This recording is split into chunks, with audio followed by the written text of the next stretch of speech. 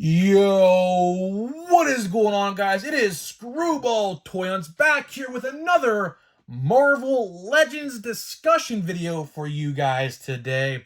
And today we're going to be discussing Hasbro finally tells the truth on the failed, for now, Giant Man Haslab and the shocking details we have learned this past weekend on an absolute just huge miss from Hasbro. So if you don't know what I'm talking about, stay tuned. This is a good video because a lot of information has come out this past weekend over this Haslab and what could have been a very successful Haslab. So before we get into that, thank you guys so much for joining me on this video. Can we get 100 likes on this video? 100 likes would be awesome for the sake of helping my channel grow. So if you guys are brand new, hit that like button. And speaking of growing the channel, we're going to do a giveaway. At 3,000 subscribers, we're giving away a Marvel Legend of your choosing. Any Marvel Legend.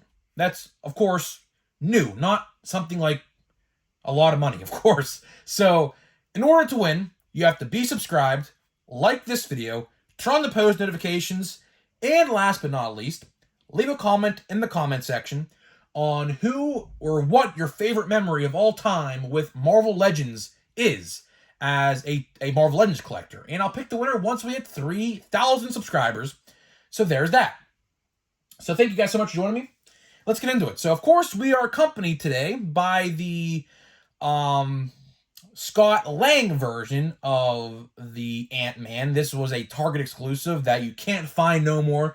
Surprisingly, I will say, I did not see this figure too much at retail. I think I saw it one time, which is the time I did get it. I had it on pre-order, but for whatever reason, Target has been so weird with their pre-orders as of late. Like, for example, would you believe that the Guardians of the Galaxy wave, like a couple of them, like Drax, for example, is still on pre-order right now on Target's app and website? Crazy stuff. Same with the Tracksuit Mafia. The Tracksuit Mafia figure is still on pre-order on Target right now. Those figures are long gone for their retail expiration date. But I will say, the Ant-Man, Scott Lang Ant-Man, sold really well in my stores. I only saw it once. I canceled my pre-order, picked it up in the store, and I got it, obviously, because you see it right here on the video. Probably at the end of the year when we do our top 10 Marvel Legends of 2023, which, again, if you guys want to see these, we're going to do top 10s for a lot of different sets, like top 10 WWE Elites, top 10 Marvel Legends, and top 10 Star Wars, to name a few. Then we'll do probably bottom 10, probably maybe like Shelf Formers or something like that. I don't know. But needless to say, we're accompanied by the Target exclusive Ant-Man today, because obviously he plays a big factor and a big role in this video, because obviously we're going to talk about his older counterpart in Hank Pym Ant-Man, the Haslab Giant Man, that is currently sitting at 1 week left, and we're about to hit 6,000, so I'm recording this video Sunday night. It's about at 5,941, I think, the last time I saw it. So it picked up a little traction this weekend. Why? Because of New York Comic-Con. And New York Comic-Con, the Hasbro team, brought the figure in full paint, finished form to show off, I believe for the first time in person at a con or whatever, Comic-Con or whatever. And we learned a lot of information this weekend of what could have been. It's sad to think that this could have been very successful. Again, there is still time to back the Haslab. I got one myself, so anyone who thinks I'm a hypocrite and I'm saying, oh, it's not going to fun, I got one myself. So I am rooting for it to fun because I want it. But at the end of the day, it's going to take a lot. It's 4,000 just to get to 10,000 at this point, and another 4,000 on top of that, so 8,000 to get the Skrull and the Zombie Head, which I will say this. If this thing magically gets funded in the next week, we're only going to get to 10,000. There is no chance in hell. Hell will literally freeze over before we get that Zombie and Skrull head. So, to anyone who is going to back this or has backed it, expect the 10K and the 10K only. It would take a lot to get to that 12 or even 14,000 at this point. That's all I'll say on that. But there's still a chance. It's just going to take a freaking Hail Mary and a half at this point.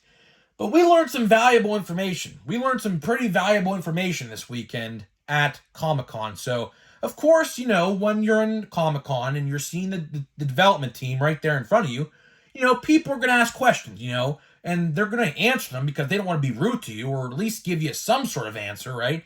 And someone did ask this question, which whoever it was, I applaud you, because at least they actually spoke the truth. So whoever asked this, they asked, why didn't you put a Yellowjacket and a Wasp with this Giant Man Haslab? And guess what they said? Next year, 2024, we are getting, you guessed it, a Yellowjacket and a Wasp. Now, Hasbro, now that we know what your intentions are, why didn't you put these with the Giant Man itself? See, if you would have put this with the Giant Man itself, and let's say for the sake of it, charge $225, right?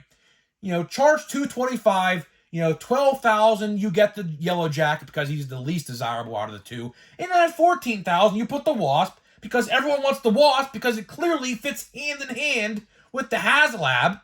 So you put the Wasp at $14,000 and you put the two additional heads as regular tier with the Giant Man figure himself. That would have sold like hotcakes. Actual hotcakes. But here we are, 7 days left to go, talking about this and asking ourselves, why wasn't that included with the original Haslab?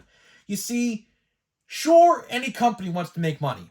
Hasbro, Mattel, Funko, McFarlane, whatever, right? Sure, every single toy company wants to make money. But don't you think as a thank you to the fans that they could have put those two behind exclusive bonus tiers to make us happy? Because now we have to pay, theoretically, let's say this thing magically gets backed, by the way, which it's probably not going to, but let's just say it does. We have to pay an additional $50 to get two, Yellowjacket and the Wasp, along with the Giant Man. So at the end of the day, by doing that, Hasbro would be making more money if they did it like that over putting them all in one box set together like they should have. That's a huge issue. That is a huge issue. Because at the end of the day, Hasbro doesn't really value us like maybe we thought they did. And it's sad because Marvel Legends is one of the longest active toy lines in the industry today. I think right behind WWE's Mattel. I think WWE Mattel has the active longest streak in the toy world today. Now, when I say that, I'm talking about Hasbro Marvel Legends. I'm not talking about Toy Biz. I'm talking about Hasbro. But needless to say, you know, it's a shame. It's a shame. What could have been? Think about it.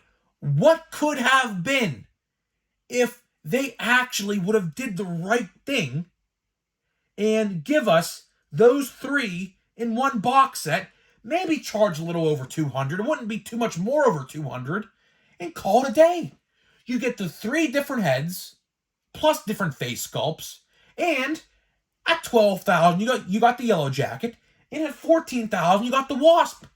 That would have sold tremendously. That probably would have gotten funded within 10 days. Probably would have.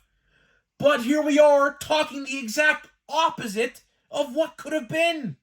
It's sad. It really is sad to think about. At least the Hasbro team was honest about it.